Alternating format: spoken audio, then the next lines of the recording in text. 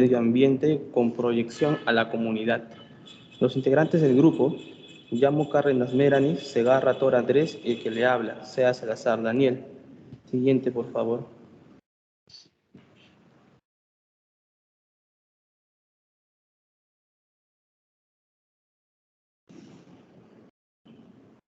Bueno, me toca el tema cirugía en relación a la asepsia y cuidados. Siguiente, por favor. Vamos a ver un poco de antecedentes. Hay que tener en cuenta, pues, de que conocer un poco, ¿no?, sobre la historia, cómo se originó, pues, la asepsia.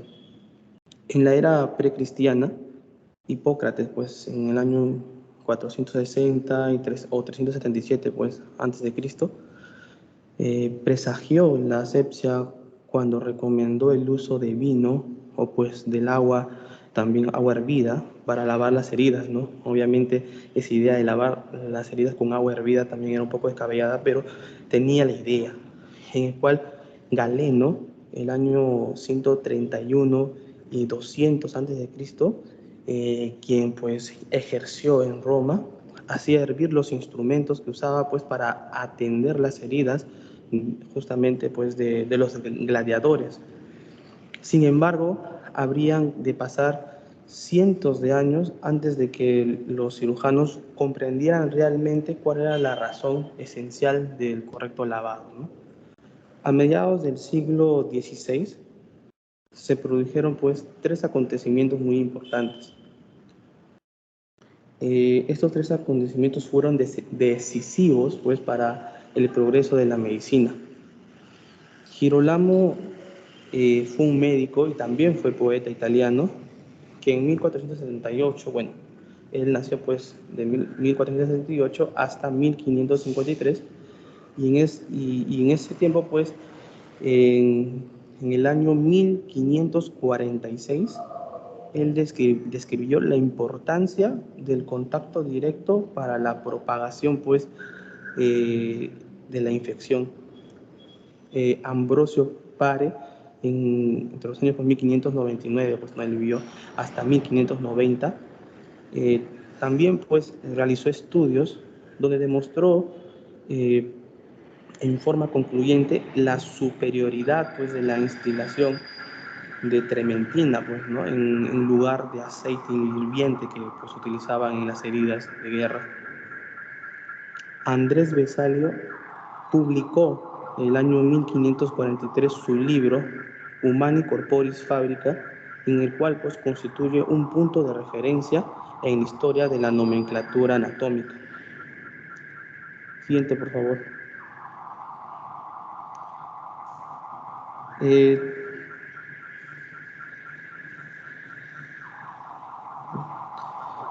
Hay que tener en cuenta que la técnica quirúrgica ha avanzado notoriamente, ¿no?, desde ese entonces hasta el siglo XVIII, XIX. Y causa asombro también saber que el cirujano de esa época, en ese siglo todavía, no tenía en cuenta por qué no se conocían pues las mínimas normas de asepsia que hoy en día practicamos. Hay que reconocer al médico húngaro Ignaz Philips Semmelweis como el verdadero precursor de dichas normas. Este personaje establece en marzo de 1847 la etiología pues, de la fiebre puerperal. Él había estudiado ese episodio y había estudiado pues, el informe de autopsia pues, de su amigo Collets, ¿no?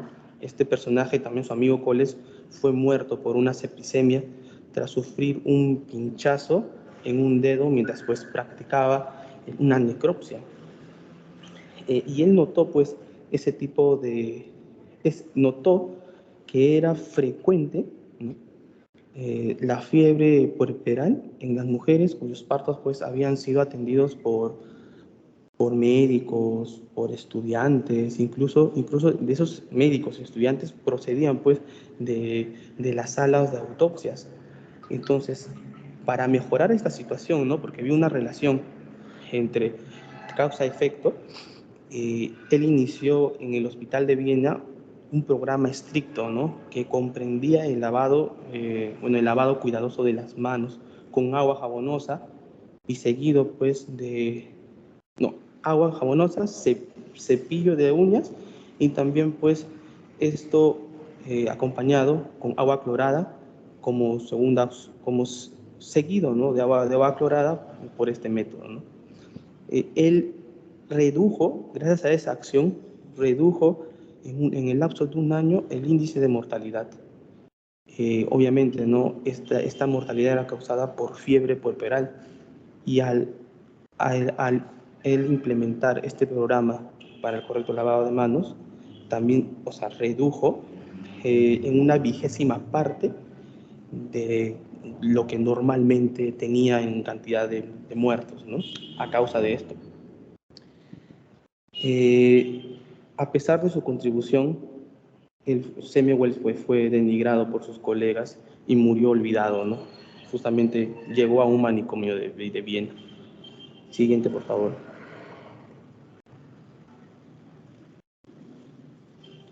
Disculpe, ¿puedes retroceder?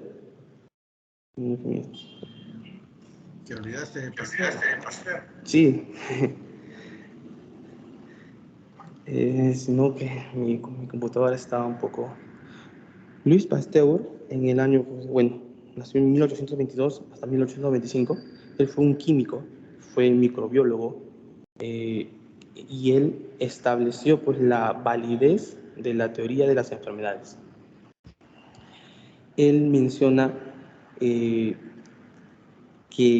se podría detener la proliferación por medio de calor, por la proliferación pues de estos gérmenes, ¿no? Él realizó pues experimentos realizados pues en el aire puro, pues en las alturas de los Alpes, y desmintió pues la teoría de la generación espontánea, ¿no? Esa generación espontánea de los microorganismos, al demostrar que estos procedían de otros similares.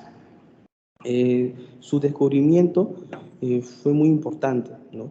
Y motivó pues sus estudios a realizar pues avances, otros estudios relacionados con el tema sobre la infección y putrefacción, ¿no? Ahora sí, siguiente, por favor.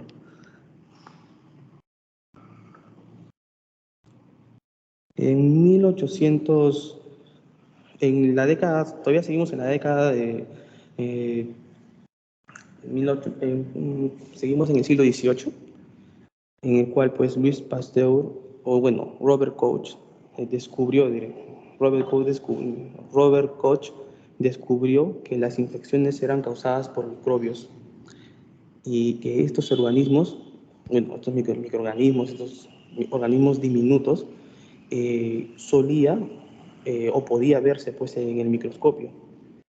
Dada su relación pues con múltiples enfermedades, los médicos en el pasar de los años tuvieron conciencia y pues se concientizaron de la importancia de poder tener un ambiente libre de microbios, ¿no? Y es entonces que a partir de ese entonces, con Robert Koch, ya había nacido pues lo que es la asepsia. Otro personaje que marcó un hito pues en la cirugía fue el cirujano inglés Joseph Lister, quien le dio importancia a la teoría de los gérmenes con relación pues a la cirugía. Él realizó estudios sobre agentes químicos para poder combatir las bacterias y las infecciones quirúrgicas. Inicialmente utilizó el ácido fénico en las heridas y también pues por medio de atomizaciones pues, en los quirófanos. Trató pues de alguna u otra manera reducir pues esa proliferación entre bacterias y el desarrollo de infecciones. Más tarde también pues él se dio cuenta que tenía que enfrentarse con los gérmenes existentes en la herida. Su nombre está ligado con la creación de la cirugía antiséptica. Y posteriormente ahí tenemos al Sir William McEwen. Él abandonó el ácido fénico y usó la esterilización. Él esterilizó las gasas por medio de ebullición y por esto es considerado como el precursor del método aséptico. Tuvo éxito, ¿no? También en reducir, bueno, Lister tuvo éxito también para poder reducir las tasas de septicemia y mortalidad postoperatoria en sus pacientes. Hay que tener en cuenta que a él pues, no se le reconocieron de inmediato sus méritos, pues no se permitían en esa época. También Lister pues, se interesó en la relación entre las suturas y la cicatrización de heridas. Él reconoció que las ligaduras y las suturas estaban cargadas de bacterias y comenzó pues a tratarlo con... Ya, empecemos. ¿Aló? No me hagas basura. Creo que hay una abierta. Ya está. Hoy se deja de compartir. Sí.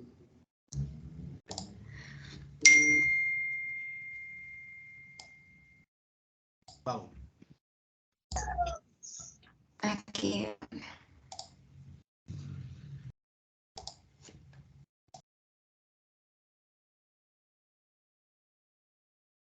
Ya.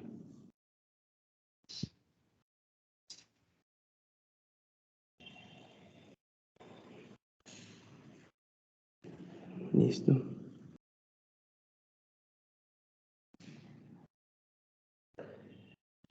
Pues no se ve todavía, claro. Ya. Entonces, Lister pues reconoció que las ligaduras, también las suturas, estaban cargadas de bacterias y comenzó a tratar el carbut que utilizábamos para realizar las suturas con aceite fenolizado. Él introdujo la práctica de dejar cortos los cabos de las suturas cuando se dio cuenta pues, que estos cabos colgantes proporcionaban un sitio de entrada de bacterias y posibles infecciones, ¿no? Que generalmente realizaba o desarrollaba infecciones a la persona. En 1881, no se puede ver muy bien esto. En 1881, pues Charles Chamberlain pues, inventó el esterilizador de vapor. Y también, bueno, el esterilizador de vapor también es conocido como autoclave. Esto se usaba pues, para limpiar las herramientas que iban a usarse en las operaciones. En 1884, Gustav Adolf conocido como el padre de la asepsia, fundó pues, la primera clínica. Y esta clínica fue basada en los principios de asepsia, justamente para poder tratar al paciente. El hospital era conocido por sus estrictas normas de limpieza. Todo el personal era obligado a lavarse las manos. Todo personal tenía que lavarse la cara, los brazos, antes de entrar pues, a las salas de operaciones, de alguna otra manera para poder reducir las infecciones, ¿no? Y también las habitaciones eran aisladas, ¿no? Y estaban, no se relacionaban, estaban aisladas, aparte de los edificios, y pues hasta el aire también se esterilizaba a través de los respiraderos.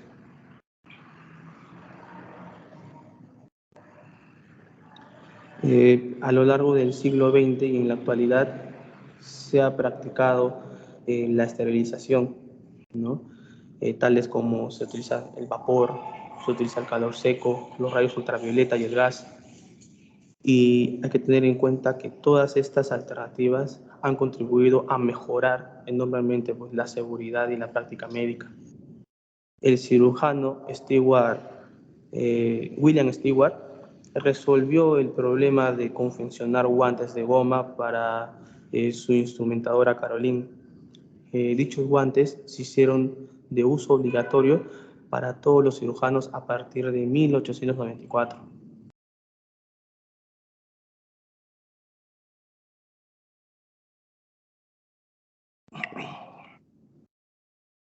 Ya se me desapareció, ya apareció de nuevo. Hay que tener en cuenta, bueno, o es importante anotar o tener en cuenta el aporte de las enfermeras. A mediados del siglo XIX, Flores recomendó el uso de agua y aires puros. También recomendó drenajes y también una limpieza y realizar o tener pues una luz para lograr pues un adecuado ambiente y también pues que el paciente mejore. Su experiencia pues como enfermera pues probó su eficacia.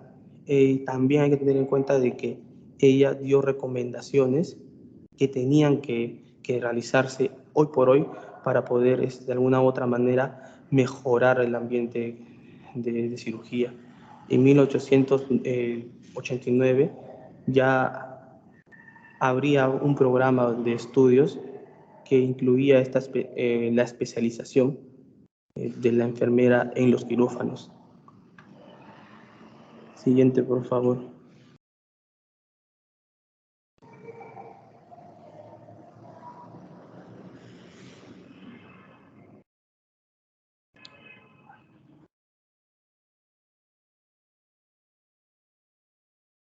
Este es unos pequeños conceptos, pues se va a mencionar más a fondo en las próximas exposiciones. Hay que tener en cuenta que las técnicas de asepsia se desarrollaron a partir de la mitad del siglo XIX. Su objetivo es reducir o eliminar la presencia de contaminantes, ¿no?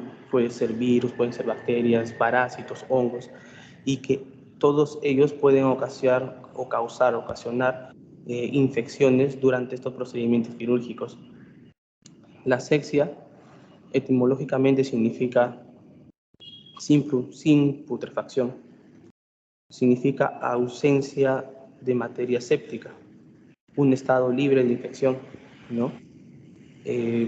La asepsia produce ausencia de todo germen y de cualquier forma de resistencia que pueda haber en el ambiente.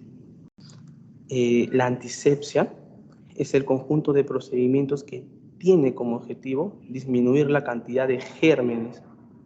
Estos gérmenes se van a encontrar pues en los seres vivos o en los tejidos de ellos. Entonces, nosotros, al tratar de disminuirlo, vamos a mejorar nuestra técnica, nuestras operaciones, evitando pues que estos pacientes contraigan algunas infecciones o incluso nos protegen. Obviamente nos van a proteger a nosotros de contagiarnos, ¿no?, de posibles infecciones que pueda tener el paciente.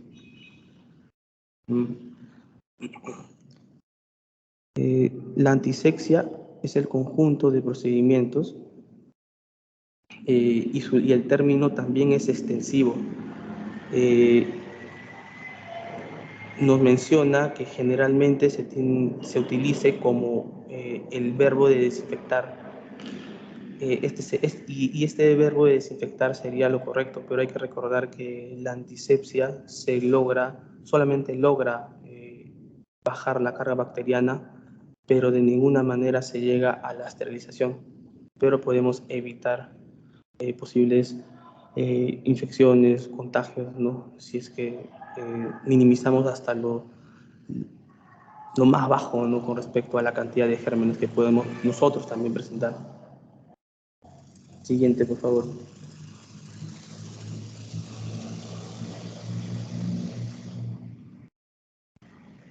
Este es un protocolo de uso de... Bueno, acá vamos a hablar de las barreras de protección. Vamos a hablar un poco que estas barreras protectoras es el conjunto de medidas, ¿no?, y métodos preventivos para poder proteger la salud y seguridad de las personas en el ambiente hospitalario. Estas personas van a estar frente a diferentes riesgos biológicos, ¿no? Ya hemos visto que van a estar frente a diferentes riesgos físicos, también químicos y mecánicos. Las barreras de protección van a implicar al uso de guantes, al uso de mascarillas, al uso correcto de los lentes, al uso correcto pues de los mandiles o delantales. El objetivo es proteger a las personas, proteger al paciente, proteger a los trabajadores, proteger a todos de los posibles riesgos que podemos tener, ¿no?, incluso en el ambiente laboral, ¿no?, prevenir las infecciones también intrahospitalarias. Acá tenemos al uso de guantes. que el objetivo es disminuir la transmisión de gérmenes. Hay que tener en cuenta que ante la presencia de sangre u otros fluidos corporales, son considerados de precaución universal. La piel no intacta, membranas mucosas o superficies contaminadas con sangre pueden pues ser una fuente de contagio, ¿no?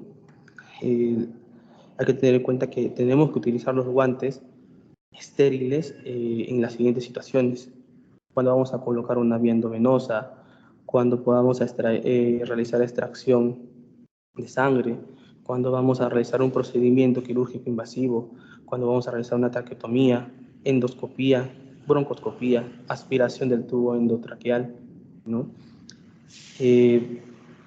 Y podemos utilizar también guantes no estériles, justamente cuando vamos a realizar una aspiración oral, cuando vamos a realizar una limpieza, pues, de fluidos del cuerpo, ¿no? Descontaminar o una limpieza de un instrumental.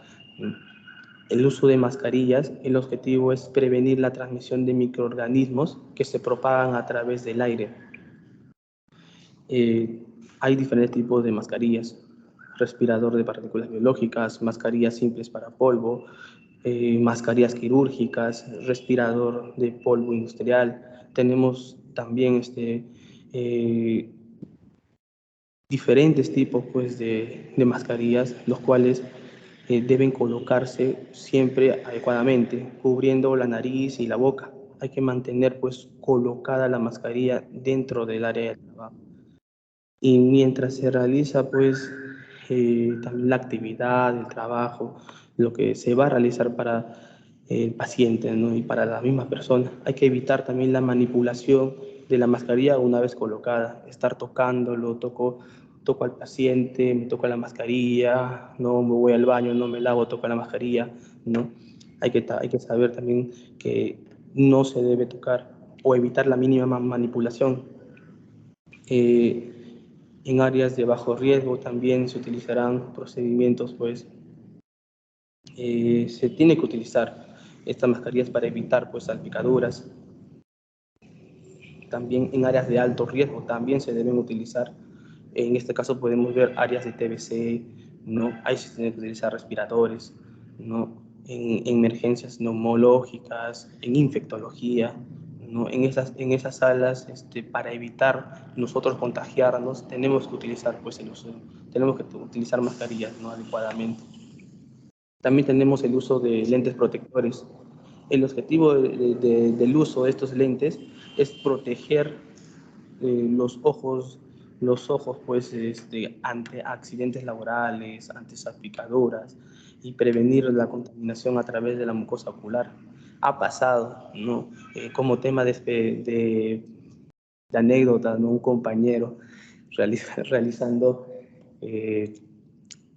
un parto expulsivo, ¿no? En su serum atendió al paciente y la madre expulsó al bebé, un parto expulsivo en el cual todo se salpicó de sangre y pues la madre tenía pues hepatitis, ¿no? Tuvo que tratarse. Por eso tenemos que utilizar, ¿no? Uso de lentes protectores adecuados. Estos lentes deben ser pues adaptables al rostro, debe cubrir pues completamente el área periocular, y también un uso de mandiles, ¿no? El uso de mandiles, mandilones y batas. Todo esto pues como las vestimentas de protección, ¿no? Esto nos va a proteger contra pues, los fluidos, ¿no? O material contaminado. Tenemos el mandil común, tenemos el mandilón, tenemos la bata estéril, delantal. El mandil común se utilizará durante la atención directa al paciente. El mandil limpio se utilizará para la higiene y comunidad del paciente. Si utilizamos bata estéril, se utilizará durante los procedimientos quirúrgicos. Y si utilizamos pues, el mandil impermeable, se tiene que utilizar en la sala de partos, ¿no? Hay que tener en cuenta que los delantales protectores deben ser largos e impermeables preferentemente. Siguiente, por favor.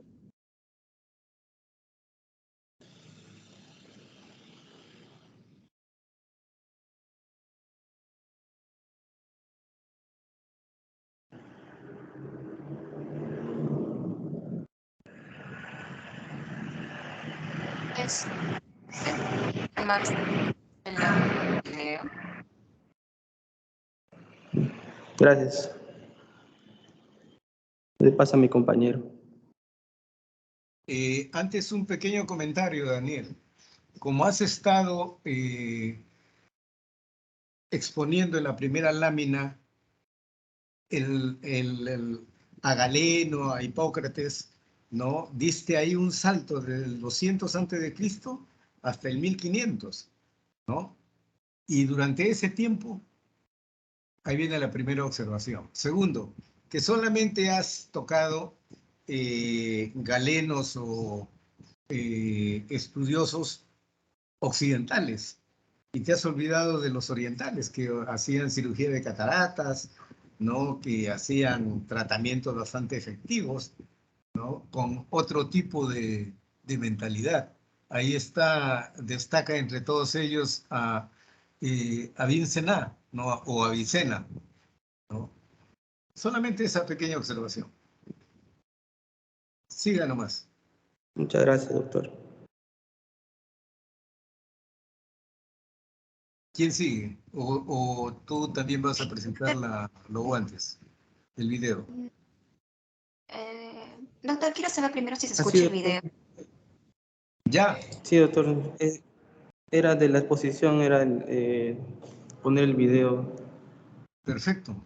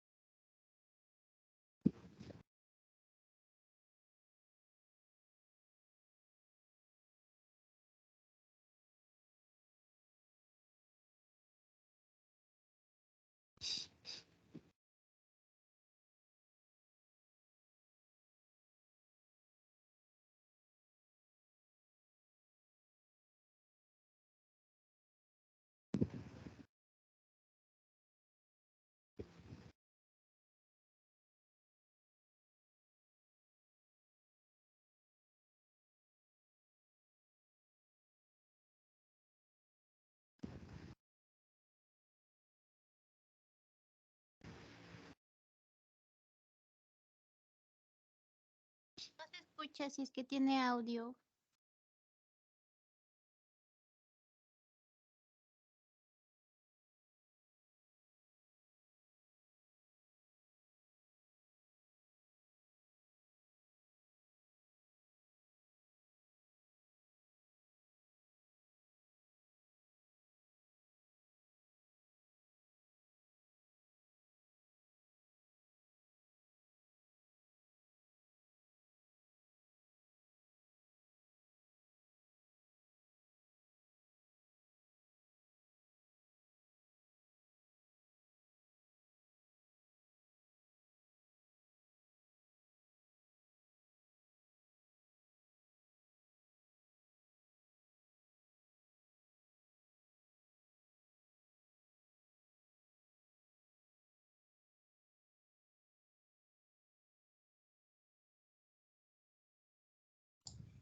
Bien, doctor.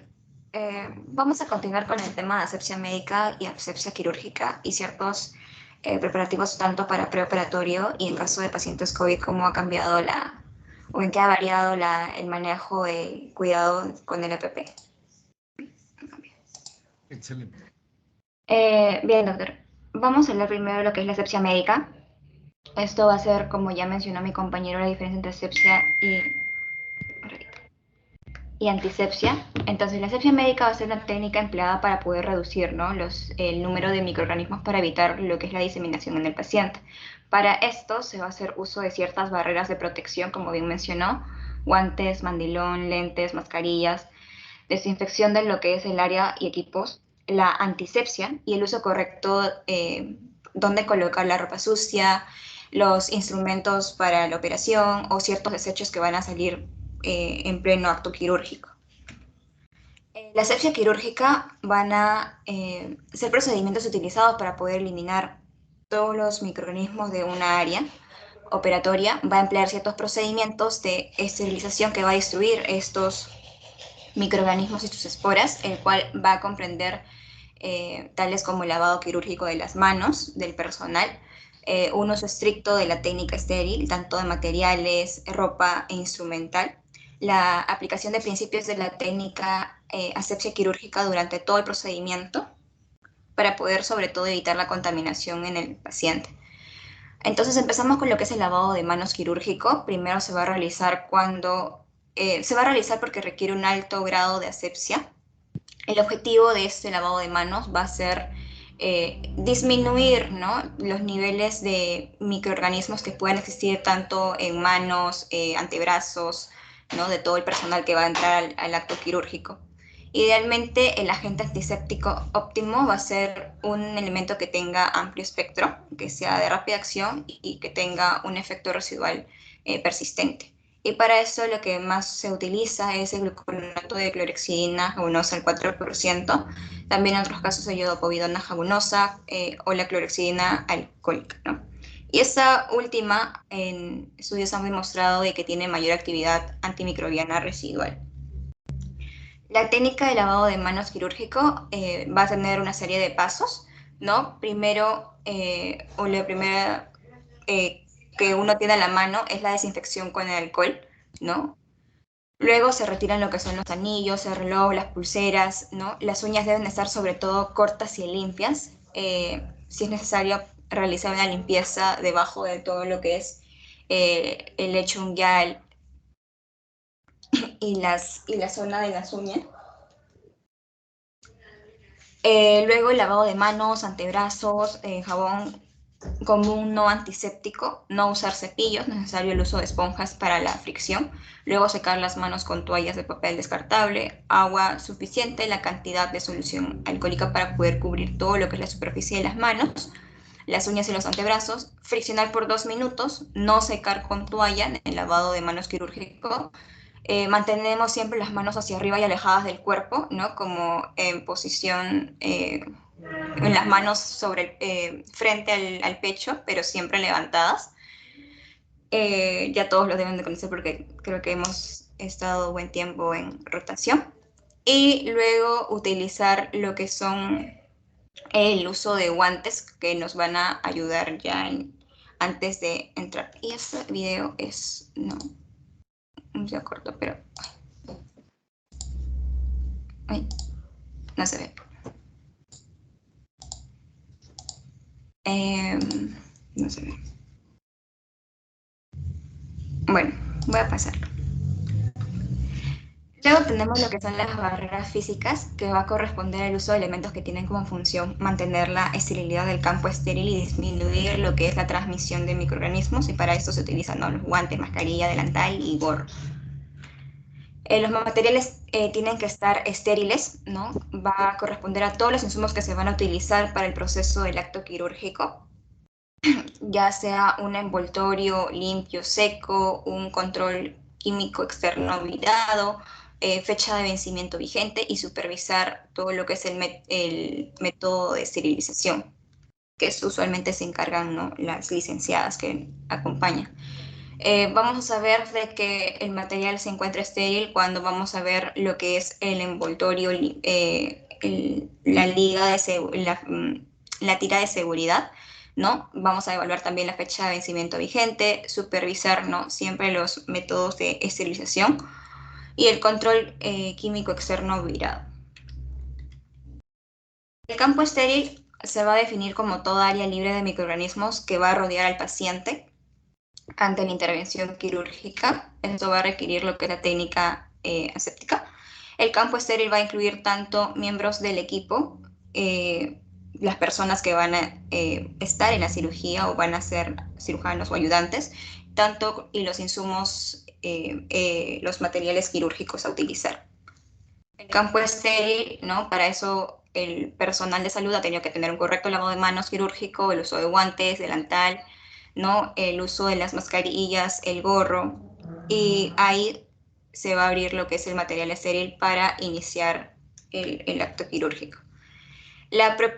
Ahora, con respecto al paciente, hay que tener una preparación preoperatoria de la piel.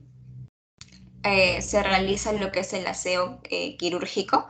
El objetivo de esto es poder reducir prevenir que ocurra ciertas infecciones de la flora normal puedan penetrar en lo que es la zona de la piel. Para esto se le recomienda siempre al paciente realizar lo que es una ducha en el día, usualmente antes de entrar a la cirugía, cuando está en su preoperatorio. Luego ya en la zona, cuando se le transfiere al paciente para la zona de la sala de operaciones, ¿no? Se le realiza lo que es el lavado de la zona operatoria, que va a utilizar lo que son un yodo povidona, ¿no? Povidona espumante o el jabón de clorexidina. La evaluación para la zona quirúrgica la zona quirúrgica tiene que ser evaluado en el piso antes de preparar todo lo que es donde se le va a realizar la incisión. Se evalúa la presencia de nebus, verrugas u otras alteraciones en la piel que puedan advertir al cirujano de cierta algo que no haya revisado antes, ¿no? Luego la presencia de vello. La presencia de vello debe ser removida, ¿no? Siempre y cuando cumplen las normas del servicio y aprobada por el comité, pero usualmente se recomienda dejar el vello en el sitio de incisión y esto siempre va a depender de la cantidad del sitio de localización o de la incisión que se va a realizar, ¿no? Y el tipo de procedimiento que se va a realizar. Para eso también hay que evaluar el uso de soluciones antisépticas, ¿no? La zona operatoria y el área circundante deben estar preparados con soluciones antisépticas, ¿no? Como povidona iodada o preparados de clorexidina. Se recomienda el uso de dosis unitarias para la solución, de cada solución antiséptica, utilizar lo que son esponjas de soluciones para el uso. También debe estar de acuerdo a la sensibilidad del paciente y a su toxicidad. Antecedentes que se deben recoger de la historia clínica del paciente, ¿no? Antes.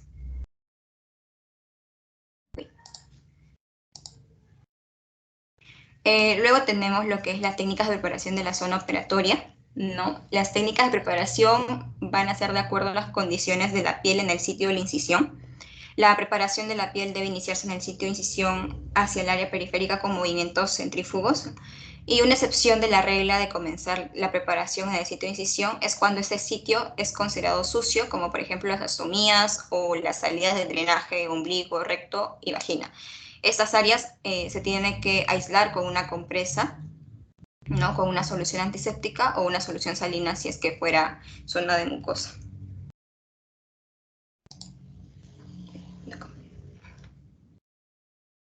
La sugerencia para el manejo de la cirugía en época de COVID, hubo ciertos cambios que se tuvieron que hacer, ¿no?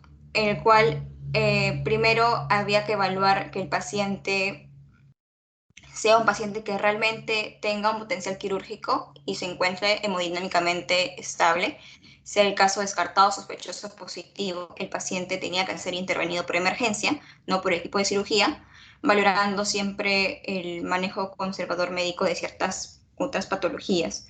Y todo paciente sospechoso que vaya a ser intervenido, cirugía de emergencia, se debe realizar una historia clínica adecuada, una prueba serológica rápida de COVID, una toma de radiografía y en caso se someta a una tomografía abdominal para poder evaluar más a detalle al paciente. Entonces, la bioseguridad que tenía que tener el personal de salud era un doble set de ropa quirúrgica, el overol con capucha impermeable, bata o mandilón quirúrgico impermeable, mascarillas, ¿no? De la N95 superior y sobre todo colocar encima otra mascarilla quirúrgica si es que no se quería utilizar más de una mascarilla para poder evitar lo que era la penetración de ciertas partículas. Los lentes, que era súper importante el cobertor facial completo, la pantalla de cobertura facial, ¿no? Así como los lentes o gafas protectoras, las pantallas iban a proteger de ciertas salpicaduras. Los guantes, se recomendaba aquí el uso de doble guante, gorras descartables y sobre todo en mujeres evitar que las mujeres puedan cubrir totalmente lo que era la zona del cabello. Botas descartables también y en equipo estéril para la intervención quirúrgica. Las sugerencias de la colocación del EPP según la OMS y el MINSA cubría cierta secuencia, ¿no? Donde igual, de misma forma que a un paciente no COVID, se tenía que retirar todos los objetos personales de los bolsillos, luego un lavado de manos con agua y jabón o alcohol en gel, colocación del scrap descartable, colocación de la mascarilla N95 superior, colocar el gorro, los lentes protectores cerrados y botas, colocar el overol, la colocación de mascarilla quirúrgica, colocar un segundo par de botas, colocar también la pantalla facial, remangar el overol hasta el codo, el lavado de mano quirúrgico, bajar lo que era la manga, pero siempre por el apoyo del personal de enfermería, colocación del primer par de guantes cubriendo lo que era la zona del overol, luego la entrada al quirófano, la colocación de la bata quirúrgica y otra colocación de guantes, ¿no? Entonces, estos fueron los cambios significativos que conllevó lo que era en la época de COVID, ¿no? Donde estaba un tiempo con muchos picos de contagio. Ahora, cuando teníamos un paciente con COVID descartado, la técnica empleada era a elección del cirujano y requería un uso de mascarilla N95 y los lentes no de montura o la pantalla facial completa.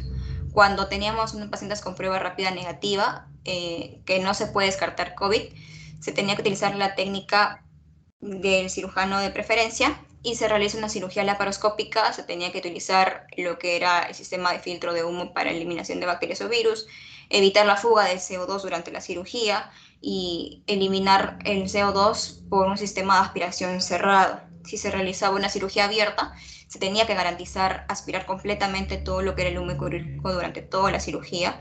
Todos tenían que utilizar el EPP completo y la cantidad de personas dentro del quirófano debía ser lo menor posible, ¿no? Y se debe operar el cirujano de mayor experiencia, ya que esto llevaba a que pueda minimizar el tiempo en sala de operaciones. Cuando se tenía un paciente con pruebas rápidas negativas que no se puede descartar COVID, se realiza una cirugía laparoscópica. Si se realiza una cirugía laparoscópica, se tenía que utilizar los filtros de humo quirúrgico. Se realizaba una cirugía abierta, evitar lo que era el uso del electrocauterio y utilizarse lo que debe ser la aspiración completamente del humo durante toda la cirugía. Otra vez todos tenían que utilizar el EPP cerrado, la cantidad de personas lo mínimo posible y igual forma el cirujano de mayor experiencia. Cuando ya se tiene un paciente con COVID sospechoso o confirmado, esto va a depender también de la clasificación clínica, si es caso leve, moderado o severo, y de las comorbilidades que presente el paciente. Cuando tenemos un caso leve con COVID y sin comorbilidades, el manejo quirúrgico y abordaje va a ser según la elección del cirujano. Un caso leve de COVID con comorbilidades, manejo médico debe ser lo posible quirúrgico si se justifica a pesar del riesgo que puede implicar la cirugía en este paciente. Y hablamos de un caso moderado o severo de COVID con o sin comorbilidades. También se tiene que evaluar el acto quirúrgico si es que fuera necesario o a pesar del riesgo de contaminación o de infección. Y bueno, eso sería todo y doy paso a mi compañero. Gracias, Melanie. Gracias. Interesante.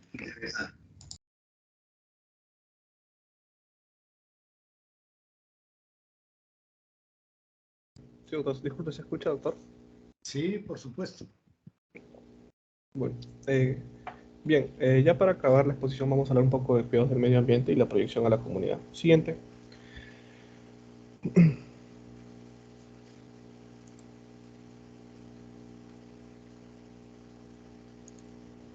Bien, pero antes de hablar sobre el medio ambiente es muy importante diferenciar entre el calentamiento global y el cambio climático.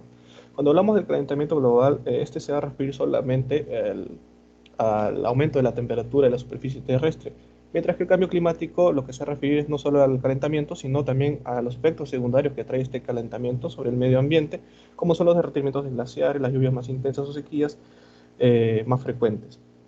En otras palabras, en resumidas palabras, el calentamiento global vendría a ser un síntoma de un problema mayor denominado cambio climático, y bueno, actualmente conocido como cambio climático antropogénico o causado por el hombre. Otra diferencia es que cuando hablamos de calentamiento global, normalmente se suele asociar a cambios causados rápidamente por el aumento del dióxido de carbono y otros gases de efecto invernadero por mano del hombre durante la quema de carbón, petróleo y gas. Mientras que el cambio climático se refiere no solo al aumento del gas de efecto invernadero, sino también a otros cambios tanto naturales como por el hombre, como pueden ser el aumento de la liberación de contaminantes en aerosol, así como también cambios en el paisaje, como puede ser la deforestación o sobreexplotación agrícola. Siguiente. Ahora, es muy importante determinar cuáles son las causas que provocan este cambio climático. Entre ellos tenemos el aumento de los gases de efecto invernadero, como el dióxido de carbono, el metano, los haluros, el ozono troposférico y los óxidos de nitrógeno, perdón. Y esto principalmente se debe a la quema de combustibles fósiles para la generación de electricidad, transporte, calefacción, industrias, así como también la ganadería, la agricultura, la depuración de aguas residuales y la formación y el uso de vertederos que también producen estos gases de efecto invernadero. También tenemos el aumento exponencial de la población, pues como se mencionó actualmente se vive en un cambio climático antropogénico causado por el hombre. Y el simple hecho de que esta población o que esta población esté en aumento se traduce a un aumento de la actividad humana, conllevando un aumento de la generación de recursos que se traduce en un aumento de la producción y por tanto un aumento de la generación de estos gases de efecto invernadero que se utilizan en todo el proceso de producción. Otro punto importante vendría a ser la destrucción de ecosistemas terrestres y deforestación, principalmente relacionado a actividades agrícolas, ganaderas y la explotación de selvas, que se traducen en una deforestación desmedida. Se menciona que no menos de 13 millones de hectáreas ya han sido destruidas en los últimos 10 años. Esto es muy importante, pues los bosques actúan como sumideros de carbono natural, absorbiendo el dióxido de carbono y liberando oxígeno en la atmósfera, manteniendo así estable el medio ambiente. Y por último tenemos la destrucción de ecosistemas marinos, pues se menciona que el océano también es un sumidero de carbono, así que incluso absorbe hasta el 50% del dióxido de carbono de la atmósfera. Sin embargo, este tiene un límite y al sobrepasar este límite, el océano se vuelve ácido, o sea, se acidifica, traduciéndose en una muerte y enfermedades en la flora y fauna marina. Siguiente. Ahora, siguiente, por favor.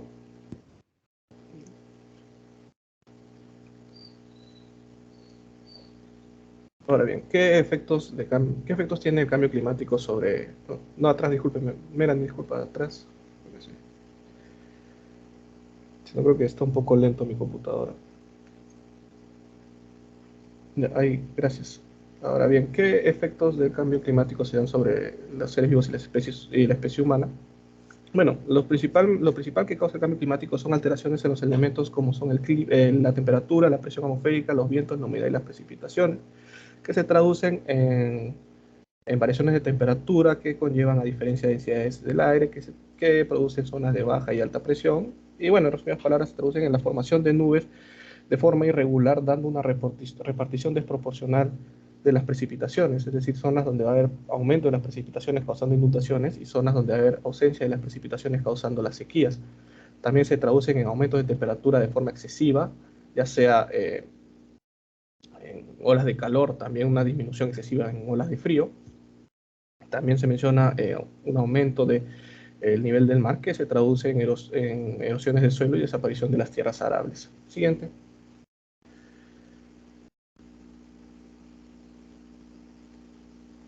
Ahora bien, ¿en qué momento la actividad del hombre ha terminado influyendo en el cambio climático? Bueno, se menciona que este cambio climático antropogénico se ha dado desde el inicio de la revolución industrial, pues este fue un punto de inflexión en la historia en donde se comenzó a usar de forma desmedida los combustibles, traduciéndose así en un aumento de la emisión de los gases de efecto invernadero.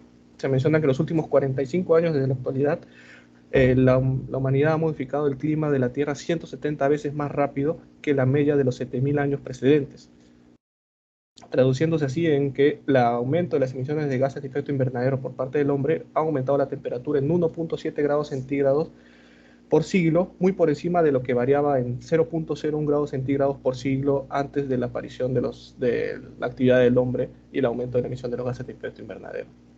Según un informe de los científicos Will Stephen y Owen Gaffney, se menciona que la concentración de los gases de efecto invernadero de la atmósfera, si se doblaran con respecto al nivel anterior a la industrialización, es muy probable que este aumento de temperatura sea mayor, superando el 1.7 grados centígrados, incluso llegando entre los 2 a 4.5 grados centígrados, con un promedio de 3 grados centígrados, lo cual esto se traduciría en un calentamiento excesivo que generaría cambios muy negativos en la salud así como también en todo el planeta. Siguiente.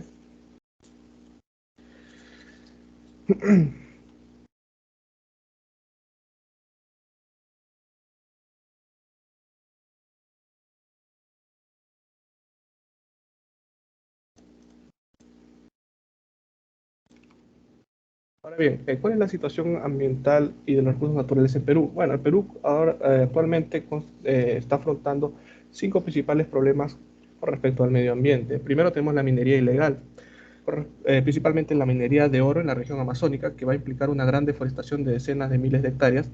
Y no solo eso, sino también van a traducirse en un aumento o una alta concentración de metales pesados en las aguas, que se traduce en la aparición de enfermedades no solo en la vida silvestre, sino también en los residentes de la zona.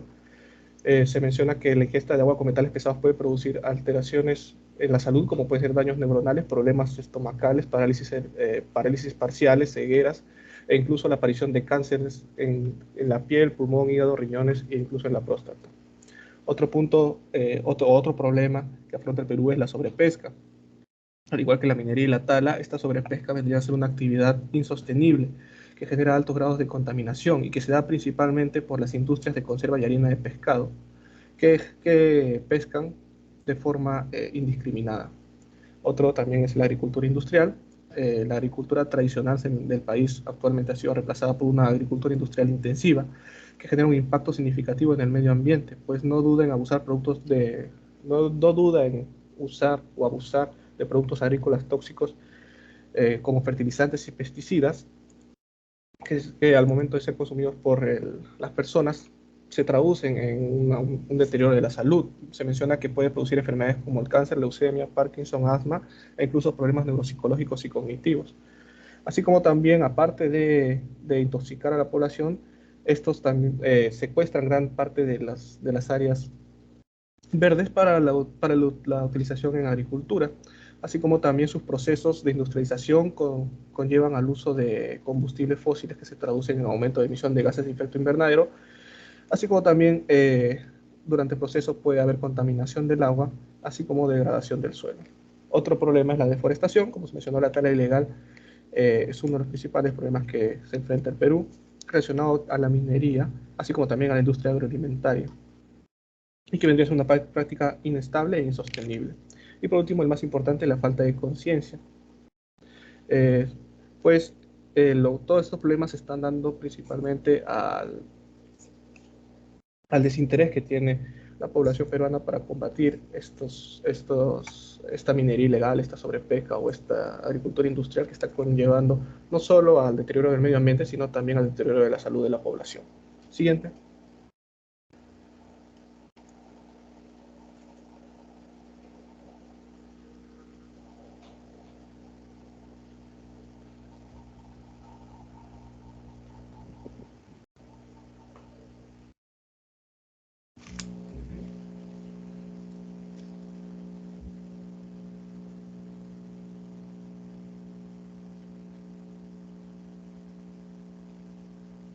Bien, ¿qué efectos tiene qué efectos tiene el cambio climático en el Perú? Bueno, acá hay una tabla extensa que explica los efectos que tienen los sectores, así como los impactos o diversos impactos que van a tener en estos distintos sectores, dependiendo de la variación de temperatura que se da. Pero principalmente se menciona que el deterioro del ambiente va a actuar principalmente en la contaminación del agua, el deterioro de las cuencas, así como también la mala disposición de los residuos sólidos, eh, la contaminación del aire, principalmente en las ciudades desordenadas como es Lima, la pérdida de los suelos agrícolas, que se traduce en una disminución de la producción de alimentos y por tanto hambruna y desnutrición, así como también la destrucción de varias hectáreas de bosques relacionados con la tala ilegal y la desaparición de distintas faunas en peligro de extinción. Siguiente.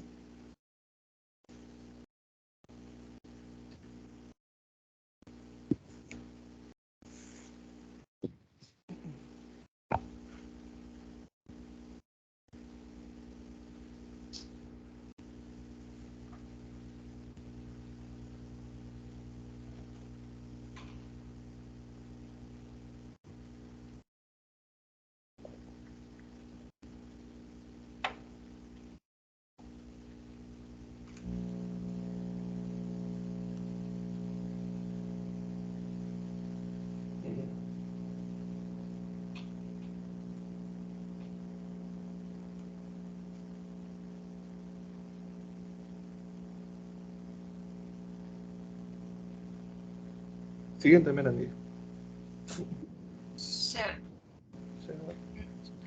¿No cambió? Espera. No. Ahí cambió. Bueno, pero yo no veo que haya cambiado, no sé si quizás sea yo. No, si no vuelve a compartir, Melanie. Si no, ahí está. Ya cambió. Ahora, ¿qué efectos del cambio climático, perdón, cuáles son los efectos del cambio climático en la salud? Bueno, según el Grupo Intergubernamental de Expertos sobre Cambio Climático, se menciona que para que no haya un impacto total en la salud, disculpe, para que no haya un impacto en la salud debido al efecto del cambio climático, el aumento de la temperatura no debe superar los 1.5 grados centígrados. Sin embargo, debido al aumento de las emisiones de gases de efecto invernadero, se piensa que este límite se va a superar con el tiempo, e incluso este límite de 1.5 grados centígrados no se considera seguro. Se menciona que cada décima de grado de calentamiento adicional en la temperatura tendrá un grave impacto en la vida y la salud de las personas. Actualmente el cambio climático ya se encuentra afectando a la salud de muchas maneras, principalmente las muertes y enfermedades producidas por la frecuencia o el aumento de la frecuencia de los fenómenos meteorológicos extremos como las olas de calor y las tormentas e inundaciones, así como también estos fenómenos meteorológicos se traducen en interrupción de los sistemas alimentarios y el aumento de la zoonosis, que van a traducirse en escasez de alimento, hambruna y desnutrición, así como también aumento de la aparición de los vectores e infecciones transmisibles, así como también enfermedades crónicas como pueden ser el cáncer de pulmón debido a la contaminación del aire o el cáncer de piel, como se mencionó, debido al uso de pesticidas, o incluso la aparición de problemas mentales. También se menciona que el cambio climático va a socavar muchos determinantes sociales de la buena salud, que van a ser principalmente los medios de subsistencia, la equidad y el acceso a la atención de la salud, así como las estructuras de apoyo social. Se menciona que a corto y mediano plazo lo que va a determinar el impacto o los efectos del cambio climático sobre la salud van a ser el ritmo en el que se esté dando el cambio climático, así como también el ritmo que tiene de adaptación de la población frente a este cambio climático. Y que a largo plazo lo que va a determinar el impacto del cambio climático sobre la salud va a ser principalmente las medidas que se tomen para evitar no solo un aumento en el calentamiento de la Tierra, sino también las medidas para evitar o para reducir los impactos de los fenómenos meteorológicos debido a este calentamiento. Algunos datos y cifras que da la OMS, principalmente se menciona que el cambio climático va a influir en la disposición de un aire limpio, la disponibilidad del agua potable o la disposición de alimentos suficientes, así como también de una vivienda segura. También se menciona que entre el 2030 y 2050 el cambio climático va a causar unas 250.000 muertes adicionales cada año debido a la malnutrición, paludismo, diarrea y al estrés calórico. Así como también se estima que el costo de daños directos causados en la salud por el cambio climático esté entre unos 2.000 a unos 4.000 millones de dólares al año de aquí al 2030, así como también las zonas con mala infraestructura sanitaria como son las zonas o los sectores de pobreza y alta pobreza, van a ser las menos capacitadas para prepararse y responder frente a estos cambios climáticos. Y que la reducción de las emisiones de gases de efecto invernadero sería o tendría o podría traducirse, mejor dicho, en unas mejoras en la salud, particularmente en la reducción de la contaminación del aire y con eso una disminución en la aparición de enfermedades respiratorias. Siguiente.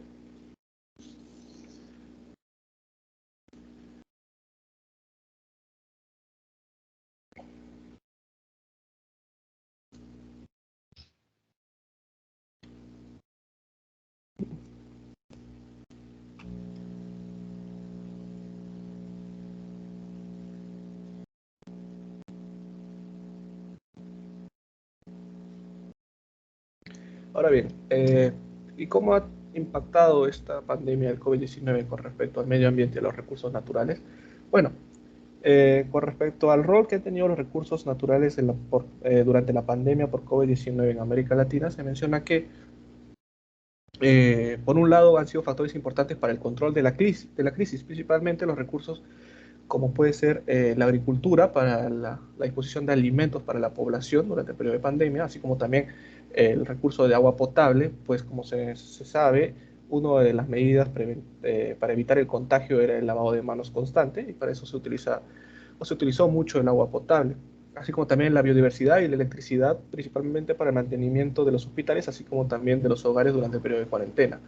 Sin embargo, no solo ha tenido un impacto, sino también ha impactado o afectado los recursos debido a la crisis por COVID-19, como puede ser el uso de los combustibles, el cual se ha disminuido debido a que menos gente utilizaba medios de transporte por las medidas de cuarentena, así como también el uso de minerales que principalmente se mencionan que han sido utilizados para la construcción o para la producción de insumos hospitalarios.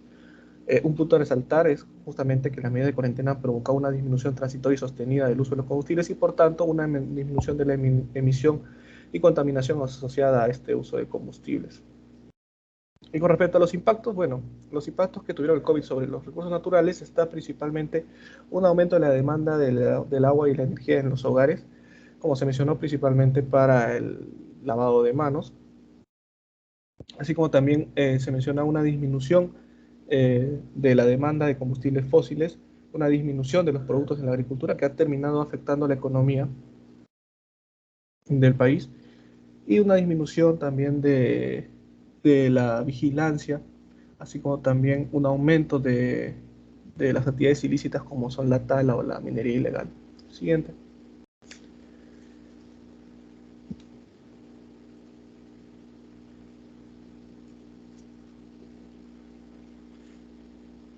Bueno, ya para acabar, vamos a hablar sobre algunas acciones que puede realizar la comunidad para mejorar el medio ambiente. Entre ellos tenemos el cuidar el agua. Como sabemos, el agua es el elemento más importante de la vida. Se menciona que más de 3.000 millones de personas en el mundo no tienen acceso al agua y según el INI, solo un 76.3% de las zonas rurales en Perú tienen acceso a agua potable. Sin embargo, esto no se traduce a un aumento de la disponibilidad del agua, sino se menciona que los recursos hídricos se están disminuyendo en muchas partes del país, por lo cual una cultura de ahorro de agua es muy importante para mantener este recurso esencial. Otro punto importante, otra acción que se puede realizar es reducir el consumo de energía. Como se mencionó actualmente en la pandemia, debido a la mayor estancia en los hogares, se ha utilizado la energía de forma desmedida y desproporcionada, lo que se traduce a un aumento de dióxido de carbono liberado en la atmósfera, por lo cual el uso controlado y consciente de la energía se traduciría en un menor impacto en cambio climático, así como también otras medidas como el reemplazo de bombillas convencionales por bombillas fluorescentes terminarían llevando un mayor aprovechamiento de la luz natural, de la luz, así como también el hecho de abrir cortinas y el uso mayor de la luz natural podría conllevar a un mejoramiento del medio ambiente. Otra acción que se puede realizar es el reciclar, así como también clasificar la basura, dependiendo si es orgánico, papel, plástico, vidrio, así como también hacer un consumo responsable de todos los recursos que disponemos, no usar más de lo que se necesita. Y por último, el crear áreas verdes. Desde casa se puede contribuir con la conservación de la biodiversidad del planeta, cultivando árboles o diversas especies de plantas. En caso que se tenga el espacio necesario o el espacio suficiente, ya que estas plantas pueden ayudar a absorber el dióxido de carbono del ambiente y transformando en oxígeno, mejorando así la calidad del aire que respiramos en el hogar. Y bueno, eso sería todo con respecto a la exposición. Muchas gracias. Muy interesante tu exposición. ¿Alguna pregunta de tus compañeros hacia ustedes?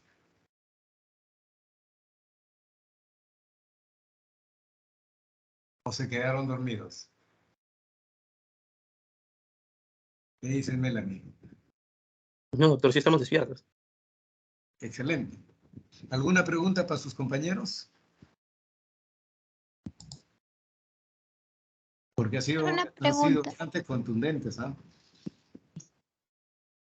Sí, habla nomás. De la última exposición, ¿cuáles serían sus conclusiones? Bueno, más que una conclusión, vendría a ser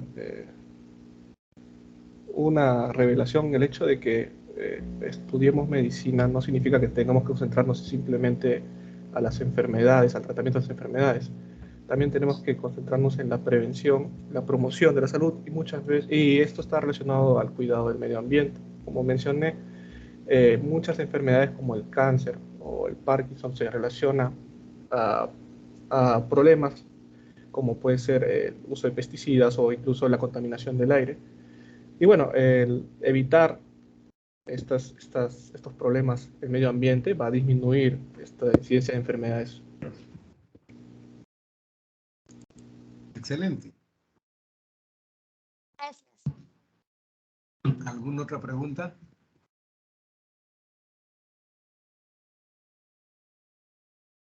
Supongo que, Melanie, que han repartido la presentación a todos tus compañeros. Sí, está colgado, doctor, en el Teams. Hemos colgado todas nuestras presentaciones de los seminarios. Perfecto. Sí, doctor. Muy bien, Melanie. Entonces, si no hay más preguntas, iremos a recuperar un poco de energía. ¿Ya? Ok, doctor. Muchas gracias. Nos estamos encontrando en otro momento. Feliz Navidad y próspero año nuevo. Gracias, doctor. Gracias, doctor. Buenas tardes. Feliz Gracias. Navidad y próspero año nuevo, Navidad. doctor.